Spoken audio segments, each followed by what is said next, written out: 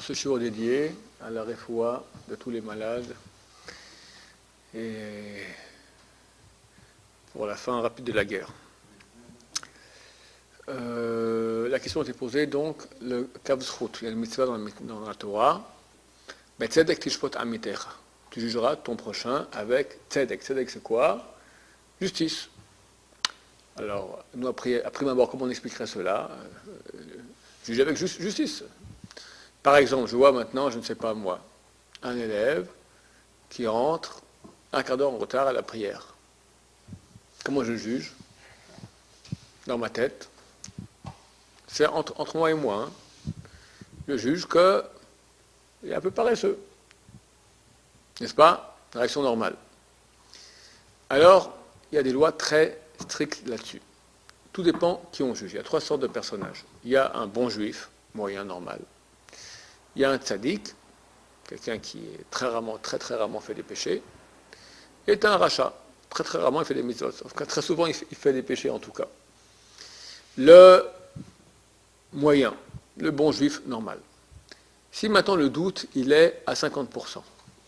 50% de chance de dire qu'il s'est levé sûrement plus tôt, il a aidé une vieille grand-mère à faire son marché, et maintenant il arrive en retard du marché, et il arrive en retard après un quart d'heure. Il est sûrement parti faire le marché avec la grand-mère. Essayer d'aider la veuve et l'orphelin. D'accord? Alors c'est poussé, c'est vrai, c'est poussé. Alors prenons un autre exemple où c'est pas, il arrive en retard à Mincha. Bon, à Mincha, c'est pas, on sait que les gens l'appellent se lever le matin, une grande majorité de la population l'appelle se lever le matin, donc là c'est l'après-midi, pourquoi il vient en retard un quart d'heure? Peut-être il a eu un empêchement, peut-être il a eu... Bon, là cet homme-là il est assez sérieux d'habitude, il n'arrive jamais en retard à Mincha, il est arrivé en retard à Mincha. Alors, on va dire, un doute qui est 50-50, 50%, 50%. Obligation, d'après la Torah, de le juger favorablement. Nous apprenons ça du verset, c'est quoi le juger justement? Pas justement comme quoi tu crois. Il y a des chances que oui, il y a des chances que non. Nous sommes obligés, c'est ça justement d'après la Torah, de le juger favorablement. C'est-à-dire, certainement, il a eu un chidour, ou il a été aidé la veuve et l'orphelin, c'est pour cela qu'il est en retard. Maintenant, si c'est le cas du matin, que j'ai cité auparavant, que d'habitude ce type-là, il arrive en retard à la prière, c'est pas la première fois, et toujours c'est parce qu'il est resté un peu tard au lit. Mais ce matin-là, on n'est pas prophète. Peut-être qu'il s'est levé déjà à la prière au net, que ce genre il est allé au mikvé, il a aidé la veuve et l'orphelin, et il arrive en retard parce que cette fois-là, il y avait une bonne raison. Mais c'est une chance sur 100. 2 chances sur 100. J'ai le droit, d'après la Torah, de le juger défavorablement. Et dire non. Même que vraiment, dans la réalité, il est allé aider la veuve et l'orphelin. Moi, je ne sais pas, j'ai un safek, j'ai un doute. Vu que lui, d'habitude, ici, on a plus de chances, pas que d'habitude, c'est que j'ai 98% de chances de dire que, ou 95 ou 90, d'accord, une grosse majorité de chances qui me dit que ce type-là, il est fautif, j'ai le droit, d'après la Torah, ça s'appelle aussi justement de juger de façon fautive et dire il est fautif. Si je sais qu'il était dans le lit, pas de problème, j'ai le droit de le juger d'après la réalité. Si je sais qu'il allait faire une mitzvah, il n'y a pas de problème non plus, j'ai le droit de le juger dans la réalité qui était qu'il a été à faire une mitzvah. On parle là maintenant d'un cas de doute. Je ne sais pas. Est-ce que lui maintenant, il a fait une mitzvah ou il a fait une avera? Il est resté au lit, il a aidé la veuve et l'orphelin. Quand j'ai un doute, il faut regarder quel est le pourcentage. Si c'est un pourcentage qui est égal, je suis obligé de le juger favorablement. Si c'est pourtant un pourcentage qui est inégal en sa défaveur, j'ai le droit de le juger défavorablement. Mais, il y a une mesure de piété, midat chassidut, comme on appelle cela, de le juger favorablement. C'est dur. C'est très dur. On dit, je donne un cours là-dessus sur Internet, je l'ai appelé « À quoi sert un esprit tordu ?» Pourquoi on sait que chaque chose que Dieu a créée dans le monde, il y a une bonne raison. Dieu a créé l'avarice. Pourquoi c'est bien d'être avare? Parce que des fois c'est bien. Des fois il faut savoir ne pas donner de l'argent à je sais pas moi, le père qui veut, le fils qui veut maintenant que son père lui achète une BMW, et ça va le pourrir, et ça fait 4e BMW qu'il a déjà cassé, il veut une 5e encore. Non, alors je dis halte, d'accord? Des fois l'avarice c'est bien, pas toujours, mais des fois c'est bien. La colère, c'est pas bien, mais des fois ça sert la colère à montrer qu'on est en colère si on veut éduquer les gens comme il se doit bien. Alors tout sert à quelque chose. On appelle ce qu'on appelle toutes les qualités d'âme des midot. Midot, ça vient en hébreu, c'est des mesures. Parce que tout est bien dans une certaine mesure. Savoir quelle est la bonne mesure quand. Combien être généreux, combien être avare, combien être coléreux, combien être phlegmatique, combien être jaloux et combien ne pas être jaloux, combien être agressif, pas agressif. Tout, il y a savoir quelle est la bonne mida, la bonne mesure d'après la Torah. On pose la question, à quoi sert un esprit tordu? Et tordu. Tu lui dis comme ça, il comprend comme ça. Tordu. S'il doit créer des gens avec l'esprit tordu, ça veut dire que ça sert à quelque chose. Ça sert à quelque chose. Quoi? À juger de façon tordue. Je dois des fois essayer de me tordre l'esprit pour essayer de voir, de trouver maintenant un kavsrout, on appelle cela, un mérite pour le rendre, bien que tout semble concorder pour que ce type-là maintenant, il est fautif, j'ai une mesure de piété, ou même des fois une mitzvah obligatoire, de juger favorablement. Tout le monde le contraire. Tout le monde le contraire. Il est toujours en retard à la prière, voilà, là aussi encore en retard. Classique, il a dormi encore un petit coup, et manque de peau, cette fois non. Il est tout simplement aider la veuve. Pourquoi c'est marqué, Haroshet Beksherim, celui qui soupçonne quelqu'un qui est cachère, Loke Begoufo. Il reçoit un fléau dans son corps après, une maladie de peau, des maladies graves, d'accord? Pourquoi? Parce qu'il a soupçonné quelqu'un de cachère, même qu'il n'a pas dit à haute voix, tout ça on parle dans le cœur.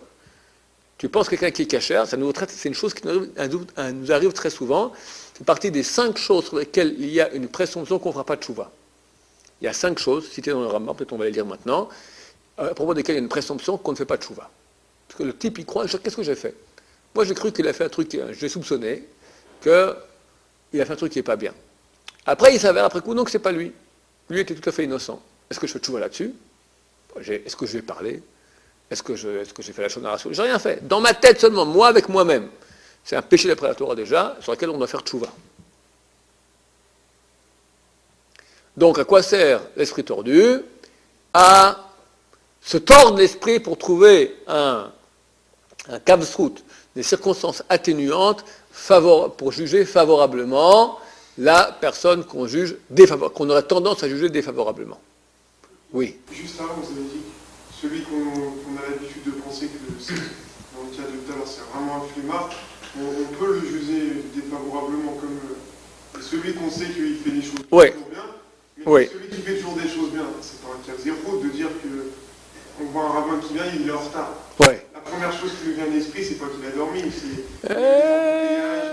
Toi, t'es gentil. Toi, t'es gentil de penser ça. Toi, tu penses comme ça, t'es gentil. Il y en a beaucoup. C'est dans l'autre sens. Non, mais... C'est celui qui on a vraiment. Ouais, je suis d'accord avec toi, mais tu as des gens qui ont l'esprit tordu à l'envers. Même que tout semble configuré, la configuration montre que tout est pour le bien, on va chercher le petit point. Non, certainement, il n'est pas bien. Sur des rabbins aussi. La Gemara, elle dit que Moshe Rabbeinu,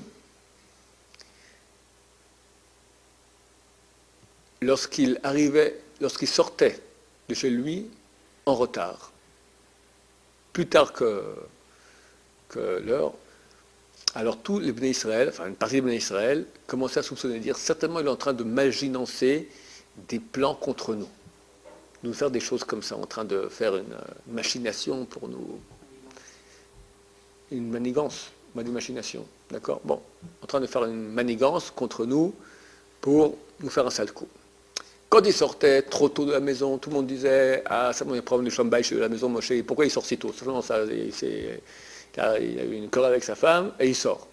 C'est-à-dire que même Moshe Rabbeinu, tu as des gens qui sont tordus ou capables d'aller maintenant de le juger défavorablement. Ça, hélas, dans la nature humaine, il faut comprendre que dans le monde, il faut comprendre cela. Il y a plusieurs mondes.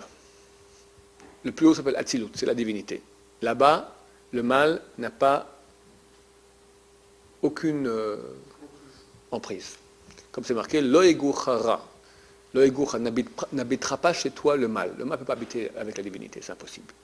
Après, plus on descend de monde, il y a Bria, Yetzira, Asiya. Dans chacun de ces mondes-là, il y a déjà, dans Bria, il y a un peu de mal, mais énormément de bien. Après Yetzira, il y a plus de mal pour déjà moins de bien. Et ce monde-ci, le nôtre, c'est le pire. Il y a beaucoup de mal pour très peu de bien.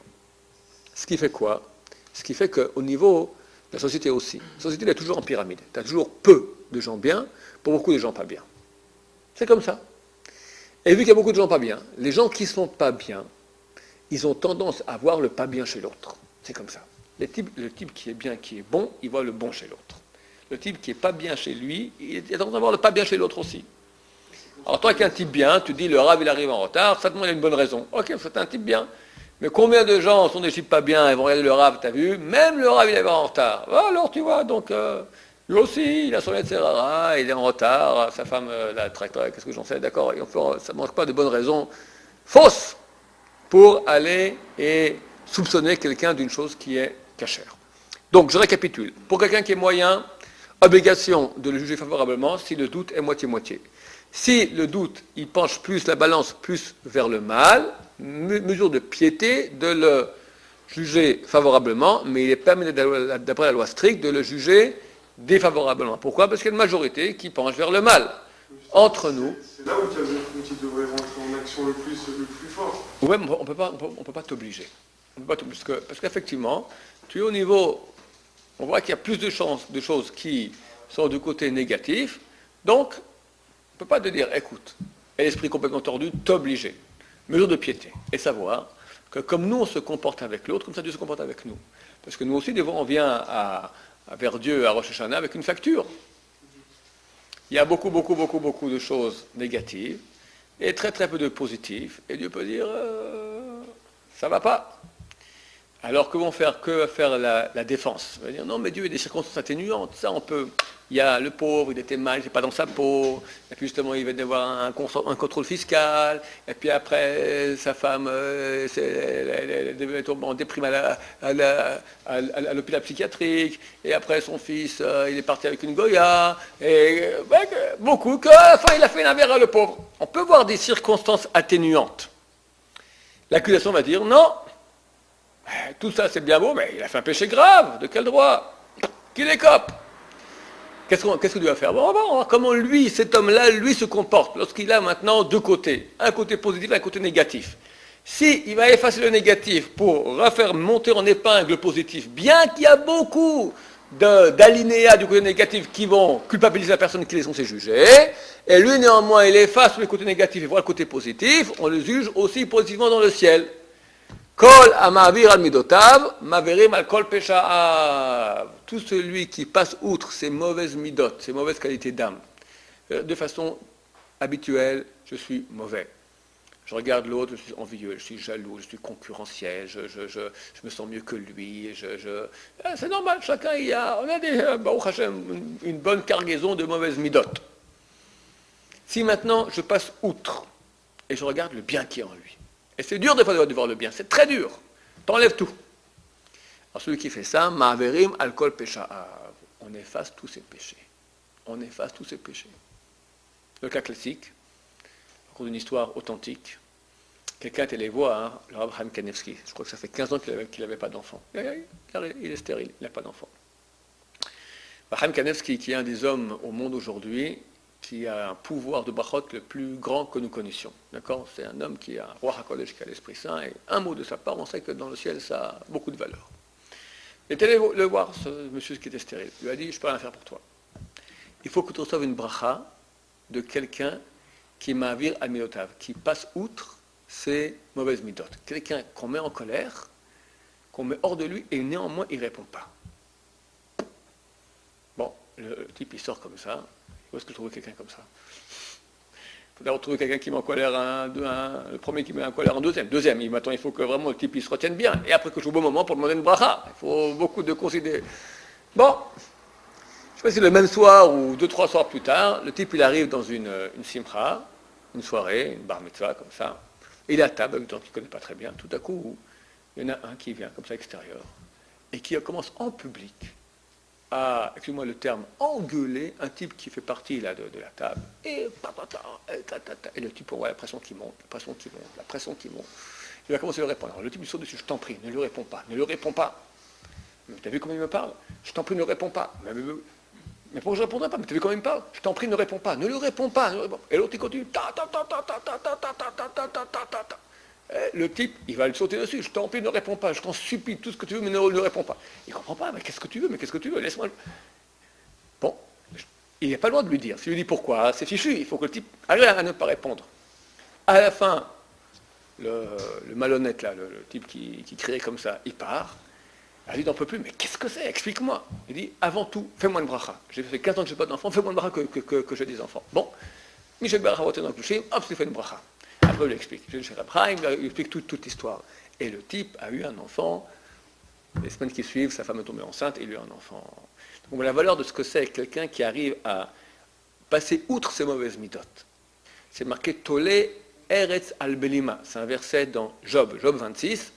Dieu suspend le monde al-Blima sur rien. Blima, sur rien. Bli, sans, ma, quoi que ce soit. Sans qu'il y ait quoi que ce soit dessous. Ça, c'est le sens simple. Chazal en fait une dracha là-dessus, un sens allégorique. Comme nous connaissons le mot blima en hébreu, freiner. Tolé eret blima, Dieu suspend la terre, le monde sur celui qui freine, celui qui se freine. C'est quoi? Sur celui qui ne répond pas quand il y a une bagarre. Pas une petite bagarre, tu ne réponds pas. Une grosse bagarre, et tu ne réponds pas. Et on te salit, on te fait honte en public, et tu as tous les moyens maintenant d'aller répondre. Et tu as raison de répondre, tu as raison. Mais toi maintenant, tu ne réponds pas. C'est que tu vas outre tes midotes, tu vas plus loin que la raison.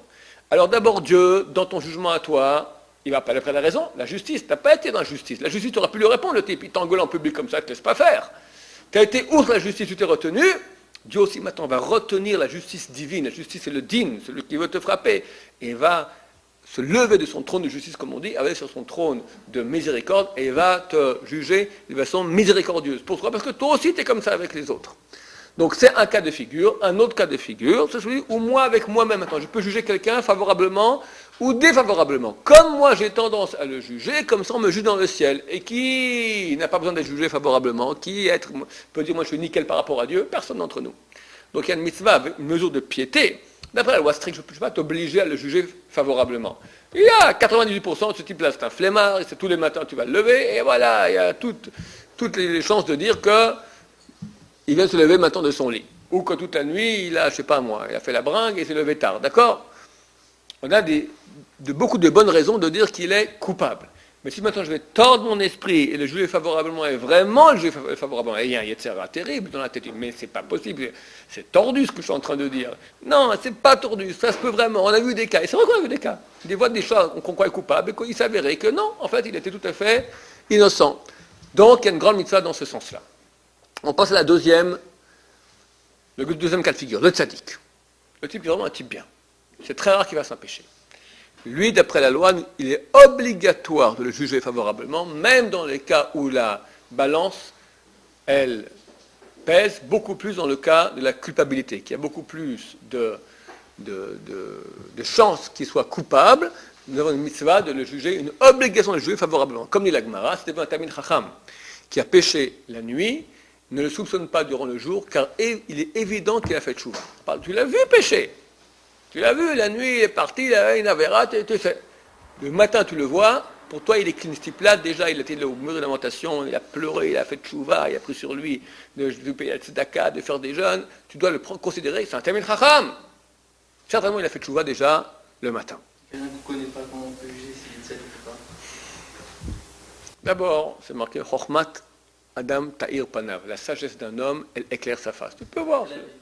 D'après l'habit, d'après la sagesse, tu peux voir quelqu'un. Il y a des gens, tu vois maintenant, tout dépend de qui, de quoi, tu comprends. Tu as des gens que tu vois sur la tête, ce type-là, c'est pas impossible que c'est un péché, d'accord?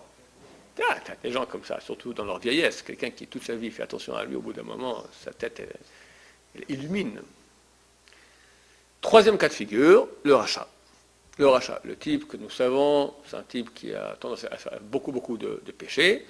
Alors dans ce cas-là, c'est tout le contraire. Même si maintenant il va faire une chose qui a l'air bonne, on a une mitzvah de le juger défavorablement. On dit, certainement il a un intérêt là-dedans, il a été payé pour faire la mitzvah, et plus faire s'il fait une chose qui est mauvaise, on a le droit de le juger, et il y a moins...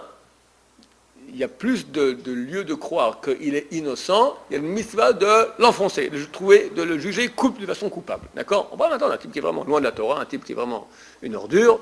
Dans ce cas-là, maintenant, je dois faire une mitzvah, au plus raison, je dois faire une avéra, j'ai le droit de le juger défavorablement, même s'il y a plus de côtés qui montrent qu'il fait maintenant une mitzvah pour le bien, ou qu'il fait la avéra poussé par des circonstances indépendantes de sa volonté. J'ai le droit, en deux mots, de le juger coupable, bien qu'il y a plus de côté en sa faveur. Comment est-ce qu'on définit le rachat? Alors, on tombe dans la même question que tout le monde pose, c'est quoi un rachat? D'accord? Marlock, discussion entre les grands rabbins du peuple juif. Parce qu'on ne peut pas savoir si on a un rachat en face de nous et juger favorablement. Donc on doit toujours juger favorablement avec Ixo. Non, tu as des gens que, je crois, sans aucun doute, on peut dire que sont des Rechaim. On va parler un ou deux très connus. Voilà. Voilà. Bon, tout dépend aussi. Ce que je dis maintenant, c'est très grossier, d'accord? Défavorablement maintenant, c'est de quel péché on parle? Péché habituel ou inhabituel, tu comprends? Tu as quelqu'un qui a tué, quelqu'un qui s'est levé tard le matin, c'est deux choses différentes. Tu as quelqu'un, tu comprends, ça n'a absolument rien à voir.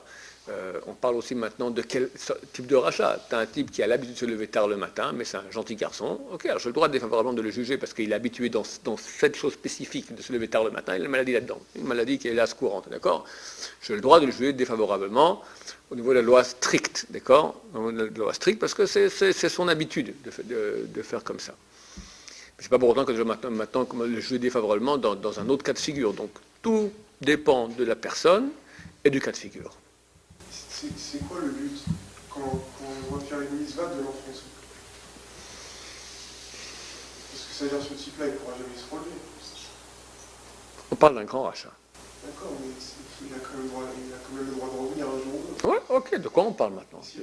J'ai pas le droit, quand il fait une mitzvah, on lui fait rajouter un cuillère à la tête. J'ai pas le droit de faire la shonara contre lui. J'ai pas le droit de le haïr. J'ai le droit simplement dans ma tête de croire qu'il est coupable de ce qu'il fait. C'est tout. On ne va pas de plus que cela.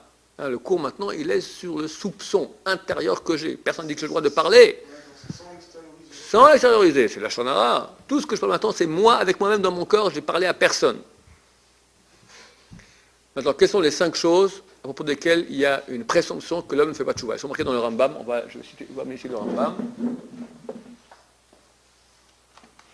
C'est bien, c'est une préparation déjà pour le mois de Elul, il chot tchouva. Ça veut dire quoi, il ne fait pas de chouva? Il n'a pas envie ou il considère qu'il n'a pas besoin de le faire? Il considère qu'il n'a pas besoin de le faire.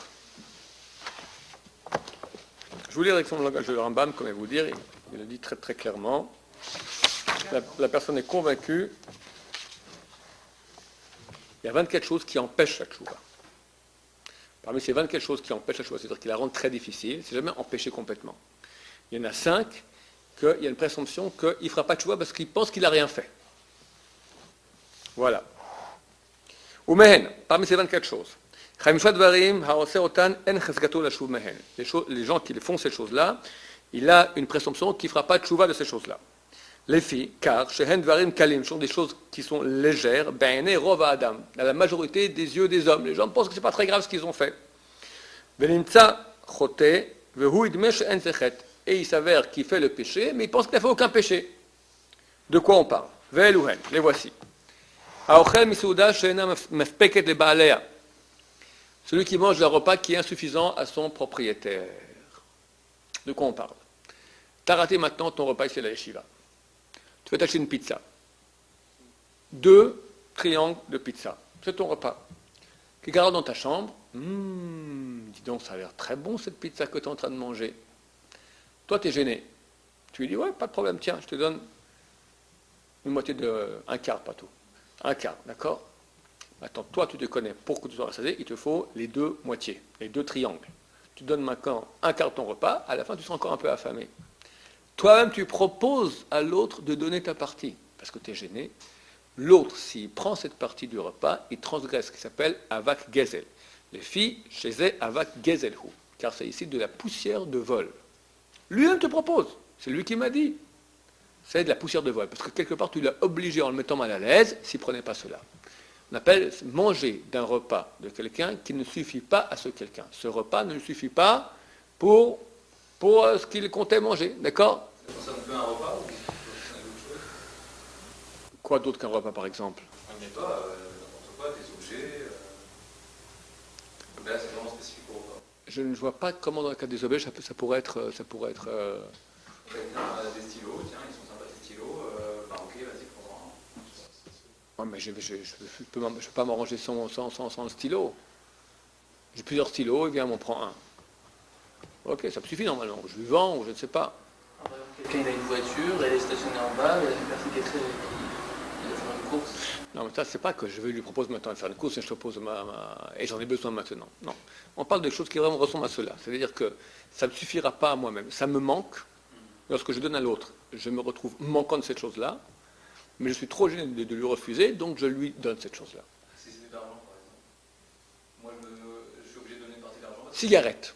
Cigarette. Voilà. J'ai 3 clopes pour moi ce soir, et j'ai besoin de 3 clopes, sinon je ne peux pas m'endormir, d'accord? Elle dit, tu n'aurais pas une clope? Oui, bien sûr. Parce que je ne peux pas refuser. Avec Gezel, absolument. Oui. Si on est en plein milieu d'une étude, et que quelqu'un qui vient et qui nous dit est-ce que tu pourrais refaire le cours du matin avec moi, j'ai pas de maturité. Nous on a une demi-heure encore avant d'aller. Non, je m'excuse, j'aurais bien voulu. Absolument. Absolument, absolument. Absolument. Tu peux. Comme le cas de la pizza ou de la clope, je suis désolé. Tu peux dire, dans le monde orthodoxe, c'est très courant. Alors personne ne répond. Excuse-moi, Zesouda, Shalom Aspect les balles, c'est un repas qui ne suffit pas à son propriétaire, il suffit qu'on porte du terre. Tout de suite. On n'ose pas toucher à ça. Je culpabilise de ne pas lui donner.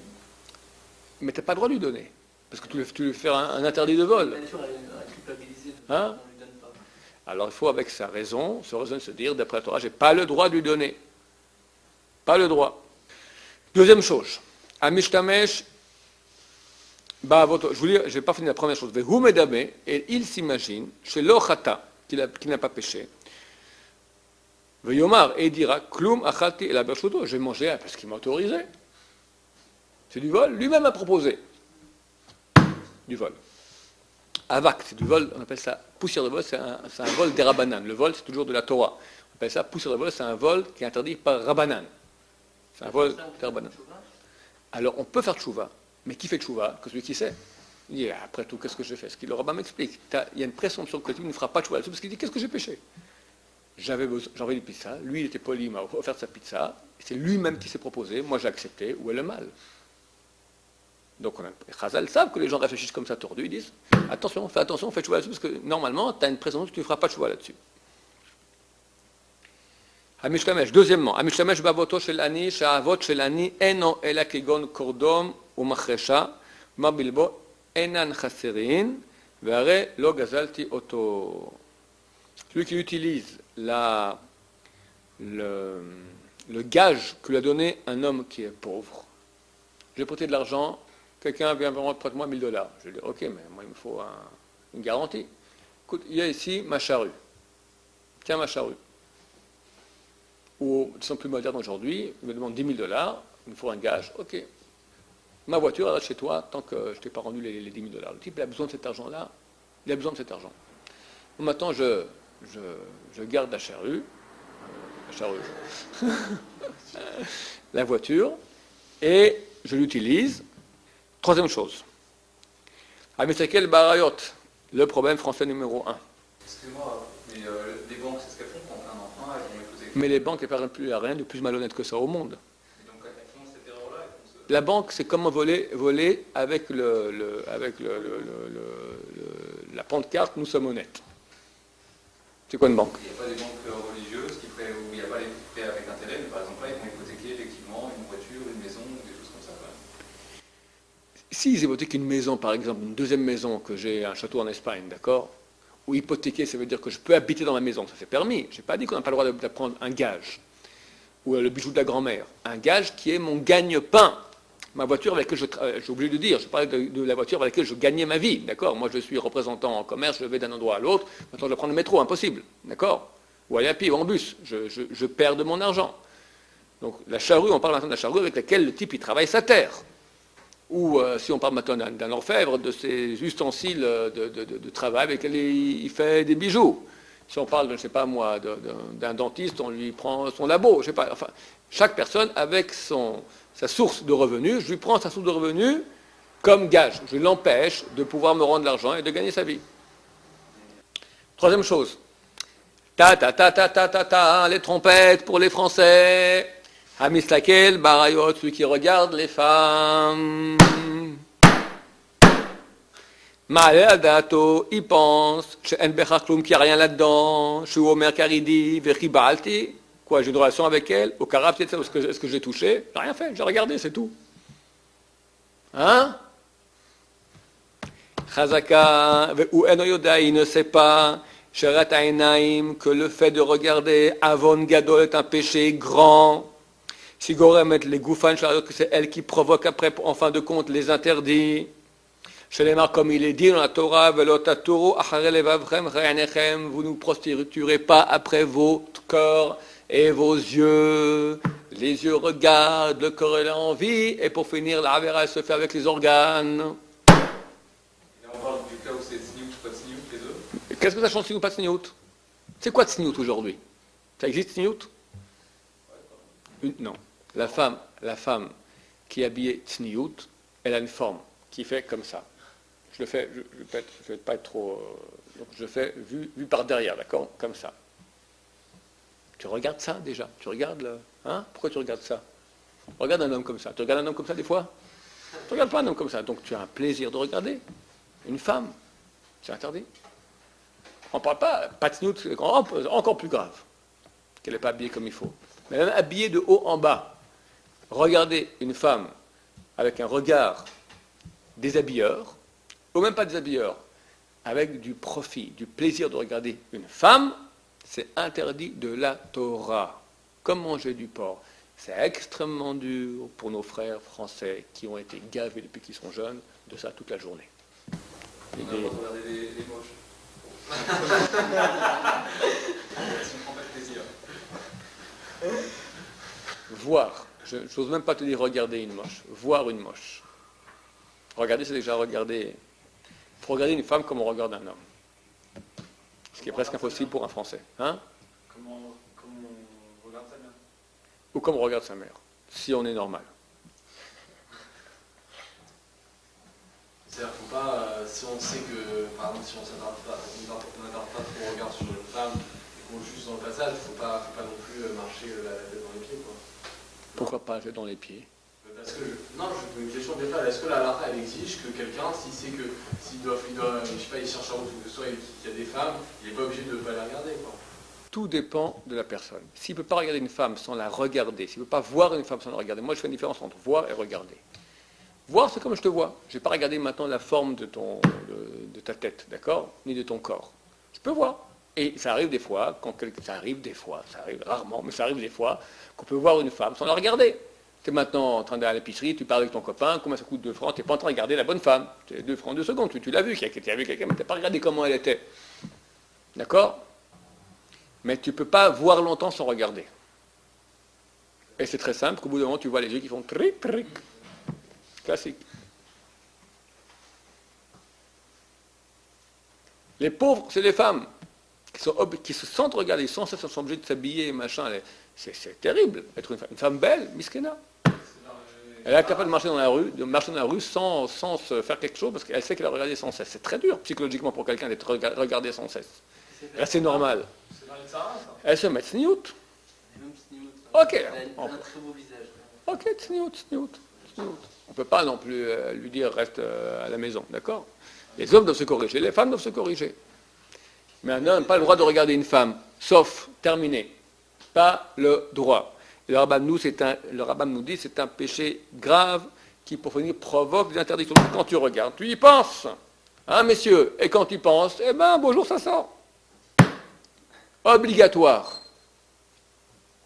Quatrièmement, aïe, encore un interdit, ça, difficile. Amitrabel beklon chavero.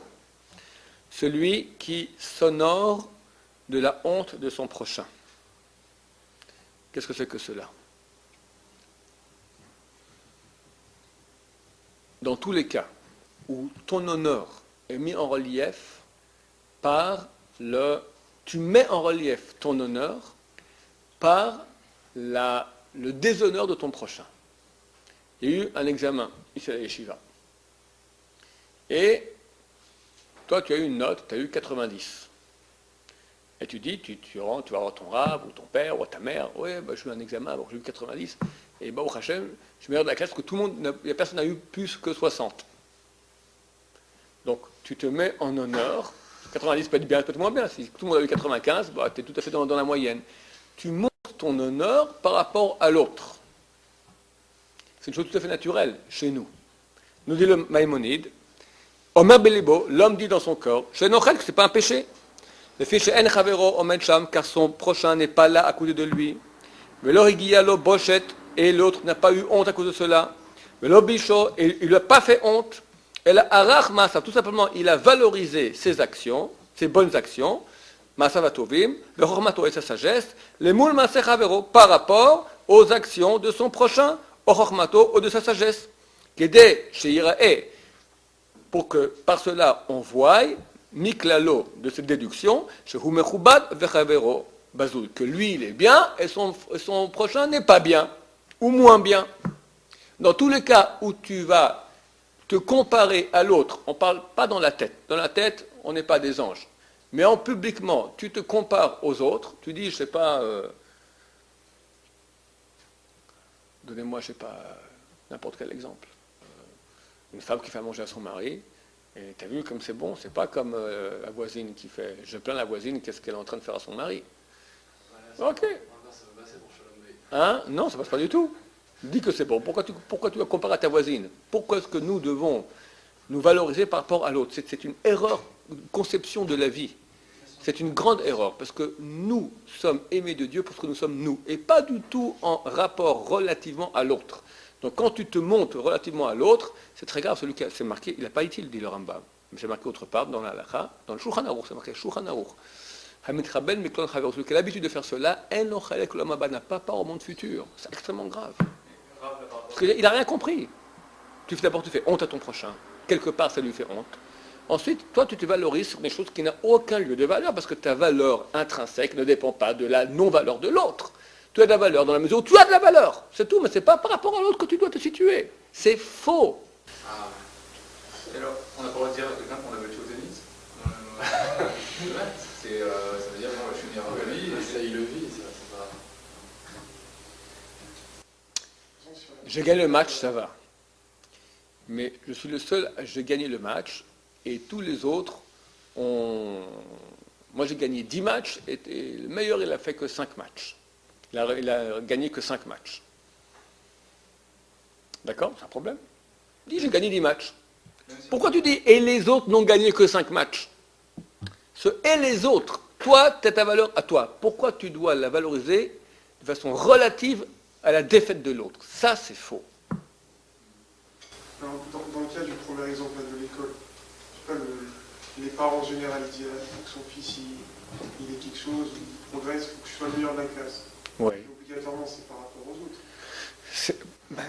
Non seulement les parents disent cela, mais vu vu... qu'il shoot premier, c'est par rapport au reste de la classe. C'est une mauvaise mida que nous avons. Si la Torah nous ordonne de travailler là-dessus, c'est-à-dire que nous avons cela de façon intrinsèque, très profondément. Et vous voyez à quel point pour vous c'est quelque chose qui est nouveau. Et de plus, c'est le Shulchan Aruch. Le Shulchan Aruch, c'est pas un livre de Moussard, on nous dit il n'a pas part au monde futur, ça veut dire que c'est une chose qui est grave. C'est une chose qui est très nouvelle pour nous lorsqu'on n'est pas au courant, parce que ça provient d'une optique fausse de la vie, mais elle provient du fait que nous sommes créés comme ça. Et on voit très bien que les publicistes, ceux qui font de la publicité, ils utilisent les forces de caractère qu'on a, qu'elles soient bonnes ou mauvaises, surtout les mauvaises, pour mieux vendre leur cam. D'accord? Alors, tu verras que très souvent, tu auras des pubs du genre, vos voisins seront verts de jalousie. Mettez-en plein la vue à tout le monde. D'accord? On utilise maintenant les mauvaises méthodes de l'être. Ou la bonne femme, on parle du nouveau sexuel, ou de la concurrence qu'il y a. Or, la concurrence, c'est pas juif, parce que c'est pas vrai, c'est faux. Tu as des gens qui ont moins, ils ont été moins, Dieu leur a donné moins de qualité de façon innée, et d'autres plus. Dieu, comment il va les juger? Quelqu'un il est né avec des qualités en moindre, Dieu va le juger en moindre? Certainement en plus. Dieu aime celui-là au moins comme celui qui a plus, et certainement beaucoup plus que celui qui a plus. Donc le jugement, si déjà il est complètement tordu, il est dans l'autre sens. Chaque comparaison qu'il y a entre nous et l'autre, elle est fausse de facto parce que nous ne sommes pas créés les mêmes. Notre valeur ne provient absolument pas de notre comparaison à l'autre. Elle provient de notre valeur que nous avons par rapport à Dieu. Ça peut être un moteur aussi. C'est un moteur, mais un moteur tordu. C'est vrai, un moteur, mais c'est faire attention à cela. Alors moi par rapport à moi-même, ça va encore. Mais le dire, je suis bien et regarde comme l'autre il est mauvais. C'est du lachonara. L'autre ou les autres? Le ou les autres, ça revient au même. C'est pas pareil, les autres. Pourquoi pas? C'est des Si tu dis je suis le meilleur, je suis meilleur dans en cette matière, il n'y a pas de problème. Si maintenant je suis le meilleur et regarde les autres, ils ne sont pas arrivés à la moitié de ce que j'ai fait moi-même, quand tu mets l'accent sur l'autre, je suis le meilleur en matière, bon alors sous-entendu, on comprend que tu es bien par rapport aux autres. Pourquoi tu viens? Et l'autre n'arrive que à. Que à. Je suis arrivé premier sur 50, c'est un problème. C'est bien. Premier sur 50, tu peux dire. Il ne faut pas faire de comparaison. Mais mon ami n'était que le 20e. Que le 50e. Et lui, mon copain voisin était 50e. Tu vois, maman? À quoi ça sert? À quoi ça sert? Mais c'est bien battu. Quand tu récupères un peu la sauce, soi-disant. D'accord? Même si on ne connaît pas la personne à qui on se compare. C'est pas un problème de la Shonara, c'est un problème de simplement se mettre. C'est pas un problème de Shonara, c'est un problème de se hausser en rabaissant l'autre. Hausse-toi sans rabaisser l'autre. Mais si l'autre n'est pas au courant, on le rappelle. Même si l'autre n'est pas au courant, il ne saura jamais. C'est-à-dire dire à l'enfant, je veux que je sois le premier de la classe, c'est un moteur, c'est bon.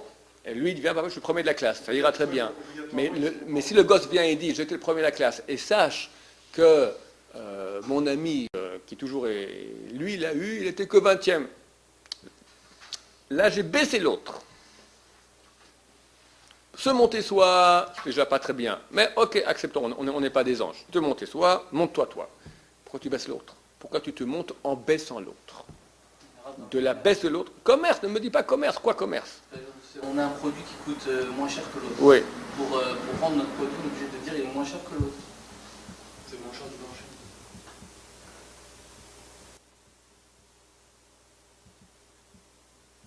Je pense qu'au niveau du produit, ce n'est pas la même chose que sur moi-même.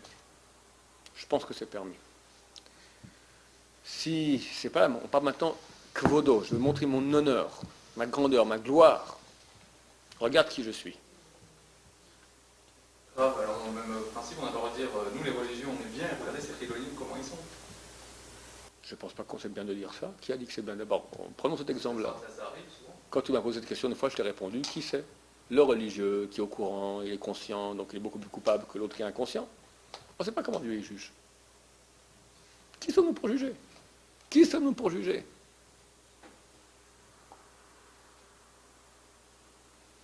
Cinquièmement, et enfin, Hachoshet Baksheri. On a déjà parlé auparavant. Celui qui soupçonne les kshérim. Comme on a parlé auparavant, celui qui soupçonne quelqu'un qui est bien, qui est cachère. Qui, dans ma chambre, tout à coup, a disparu mon livre. Et je sais que c'est toujours la même personne qui me le prend, parce qu'il est passionné de ce livre-là, il a tort de le prendre, il le prend sans permission. Cette fois, encore une fois, ça a disparu. Directement, mes regards, ma pensée se tournent vers cette personne-là. Qui t'a dit? Peut-être que non cette fois. Et il s'avère que non vraiment. Il s'avère que non. Rétroactivement, il s'avère que tu as... Donc, si c'est au début, quand j'ai soupçonné, si je peux que d'après les lois de soupçon, j'ai le droit. Si effectivement c'est un type il y a plus de chances qu'il était fautif, et c'est un type qui est moyen, donc j'ai le droit au niveau de la loi stricte de le juger défavorablement. Mais s'il s'avère après que je me suis trompé et qu'il n'était pas fautif, il était innocent, je vais faire tchouva là-dessus. Et lui, le Rambam, Mesdames, Omer Melibo, il dit dans son cœur, Shen Ochel, que ce n'est pas un péché. Les fichus Omer, Ma Sitilo, car il dit, qu'est-ce que je lui ai fait? Yesh Sham El Achashad, Shema Asa, Olo Asa. Tout ce qu'il y a, juste un soupçon. Je n'ai pas accusé, je n'ai pas fait la shonara sur lui, je n'ai pas en public dénoncé pourquoi et tout ça, je n'ai rien dit. J'ai pensé, encore une fois, il m'a pris ce livre sans permission. Veno Yoder, elle ne sait pas, chez Avon, que c'est un péché, chez Messi, Madame Kacher, Bedato, Kebalevera, qu'il considère comme quelqu'un qui est kacher, comme étant un fauteur. 5 choses sur lesquelles il faut travailler pour faire tchouva là-dessus. Et comme je dis, le français, c'est le travail numéro 1, les yeux. Et le reste aussi, il faut travailler là-dessus, l'honneur, ça touche un peu tous nos midotes. La soif d'honneur, la soif, le vol, et on aime avoir les choses des autres, c'est de prendre sa moitié de sa pizza. Les yeux, c'est les femmes. De nouveau, voir le mal chez l'autre, Choshet Baksheri. Baruch Adonai, Amen.